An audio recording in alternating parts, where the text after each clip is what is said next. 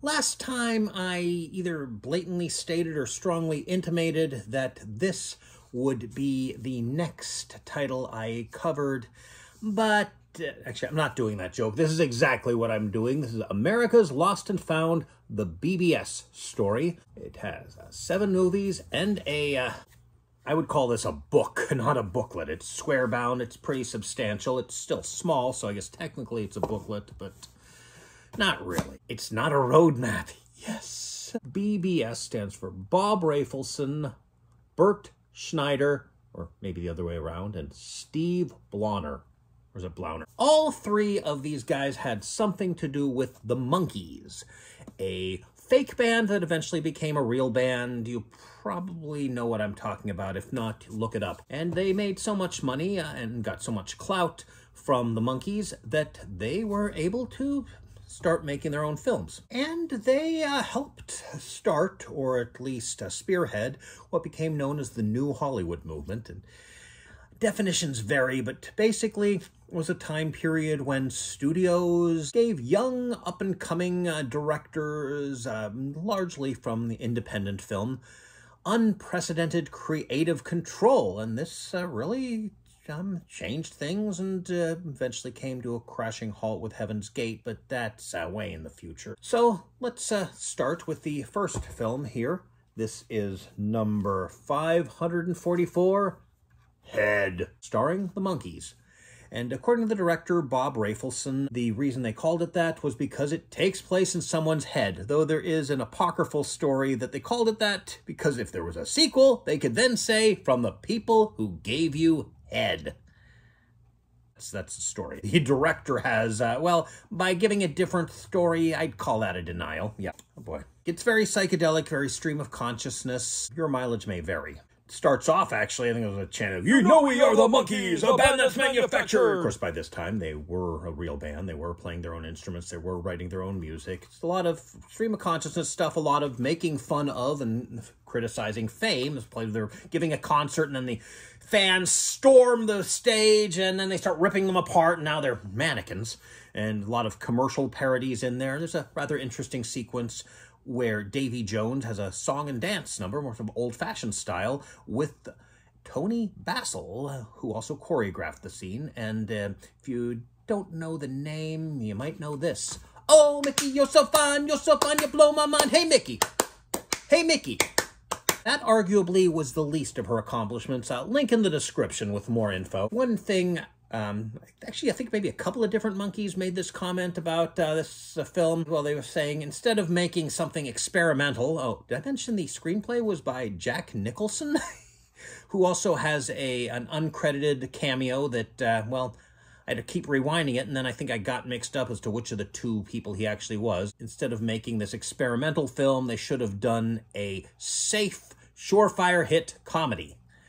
The problem is the way they phrased it was, "We should have done Ghostbusters." Like, Ghostbusters wasn't offered to you. In fact, I don't think it was even a grain of an idea in Dan Aykroyd's head.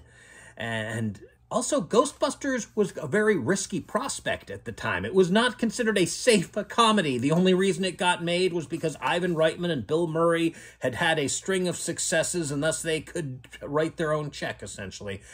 But back to Head. There are a lot of extras on here, including an audio commentary featuring the Monkees, or interviews, and also quite a bit of pre-Monkees TV series stuff. They have the individual guys' screen tests, and at least 2 of them play a guitar, and making me wonder, why didn't they just play their own instruments from the very beginning? The answer is Don Kirshner. And also this, well, actually these 2 scenes, each one done twice, featuring some of the actors they eventually used and some actors they didn't, and they're having them switch parts for the different versions. It's rather interesting. I say that a lot, I know. There's also a 5.1 remix of the soundtrack, as well as the original mono, documentaries, interviews, that sort of thing. Which brings us to their first, well, I was about to say BBS's first big hit film, but Head did not do well.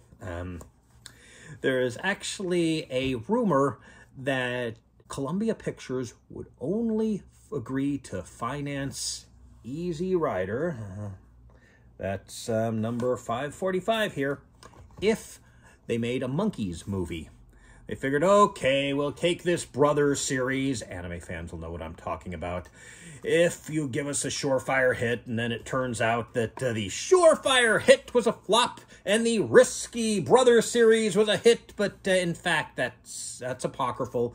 They had no problem greenlighting Easy Rider because at the time, motorcycle movies were big. Well, what they didn't realize is that this one would get acclaim at the Cannes Film Festival. This is, of course, from 1969, starring Peter Fonda and Dennis Hopper, screenplay by Peter Fonda, Dennis Hopper, and Terry Southern, and directed by Dennis Hopper.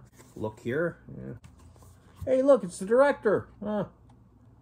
If you can see him over the voice of the Mister on ring lights have their disadvantages. This movie invented people riding motorcycles to the tune of Born to Be Wild.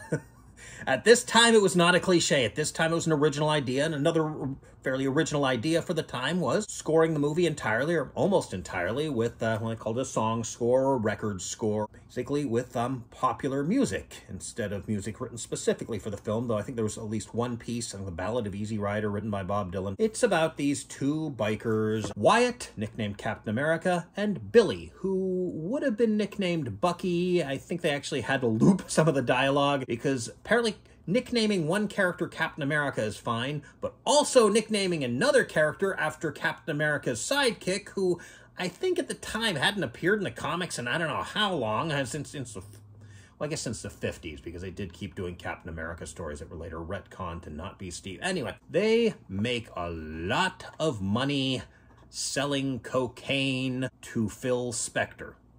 No, really.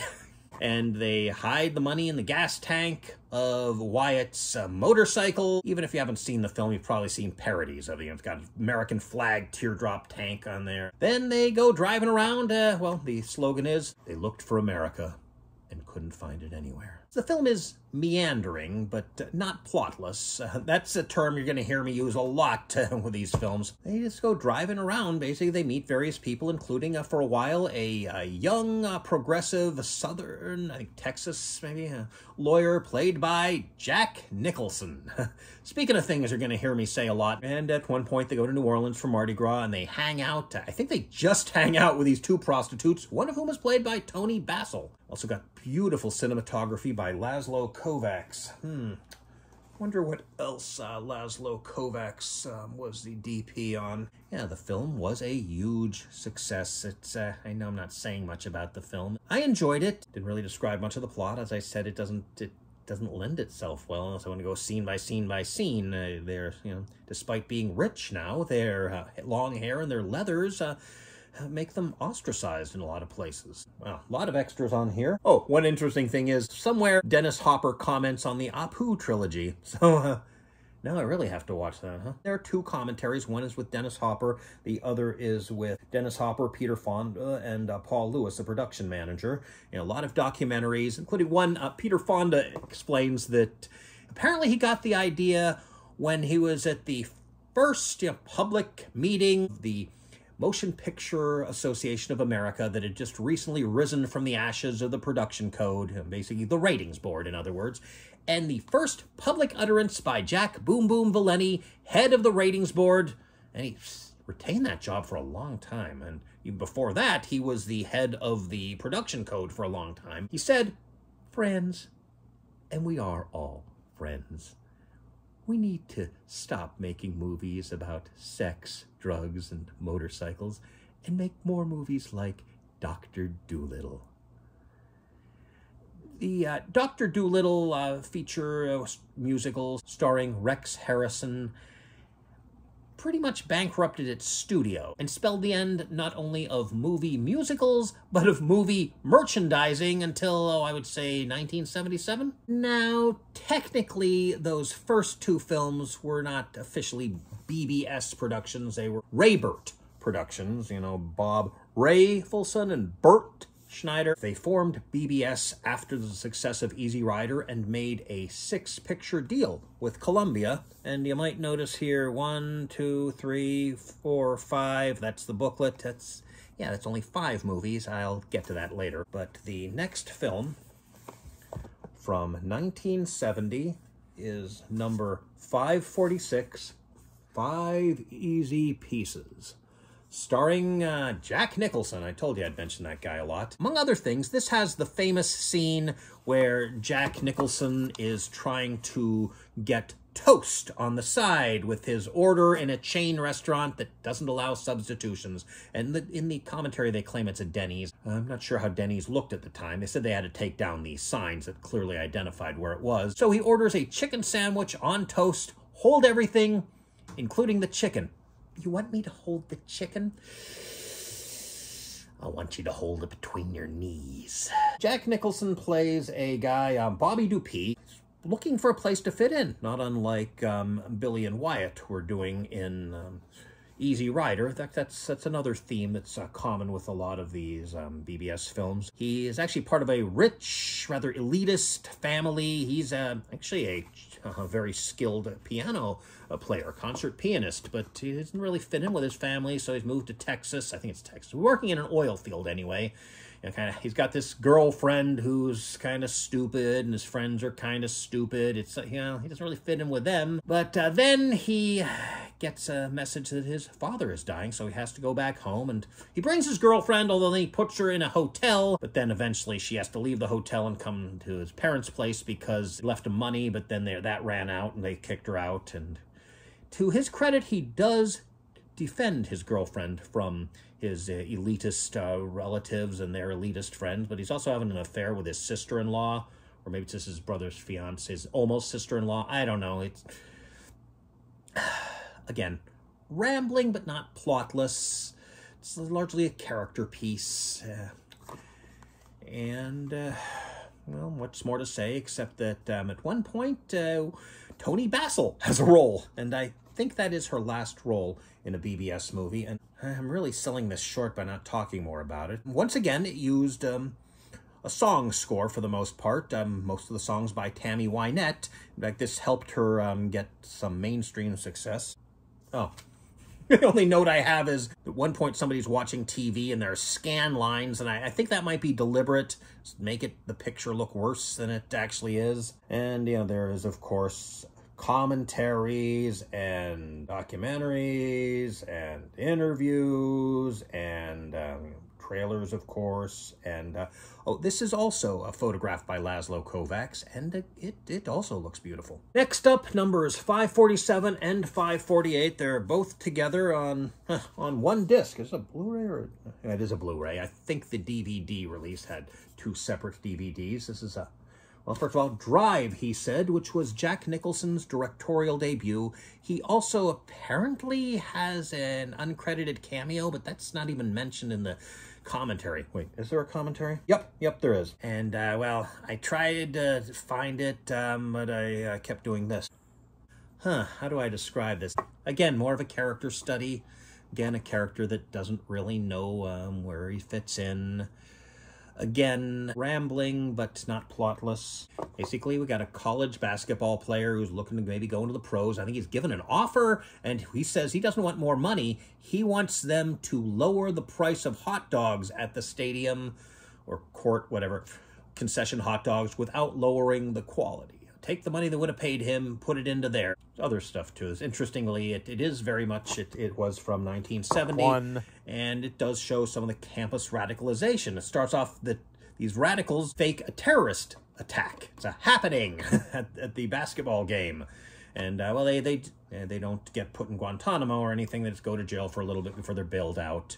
And I guess that was a common occurrence at the time. Apparently it's based on a book, but the book was from the early 60s or late 50s. So it was very much of its time, and this is very much of its time. I'd kind of like to read the book, do a comparison, maybe get enough money to bribe Dominic Noble to do it. Then I won't have to, right? As I mentioned, it has a commentary. It has interviews and so forth.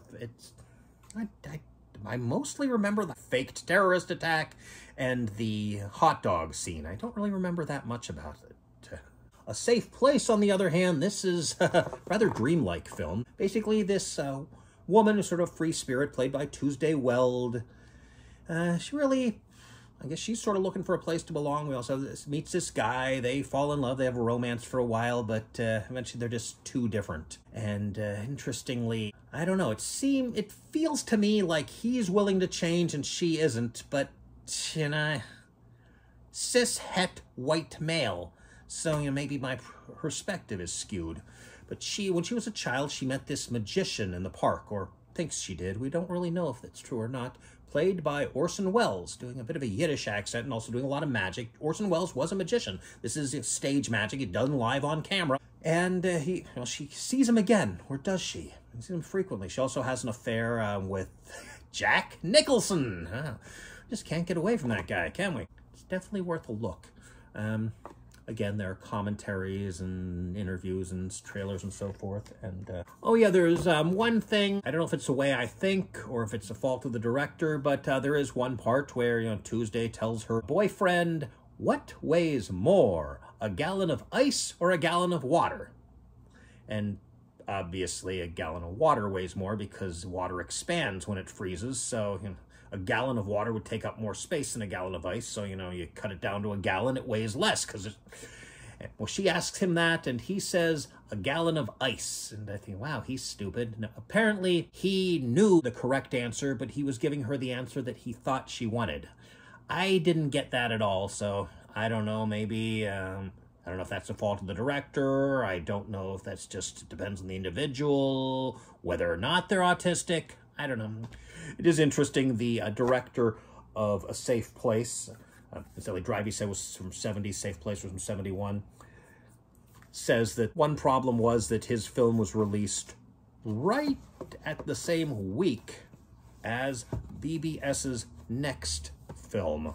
And my phone ran out of space partway through the review of that movie, so I'm saving that and the other two for the next video, which hopefully won't be all that late coming out, but you know me.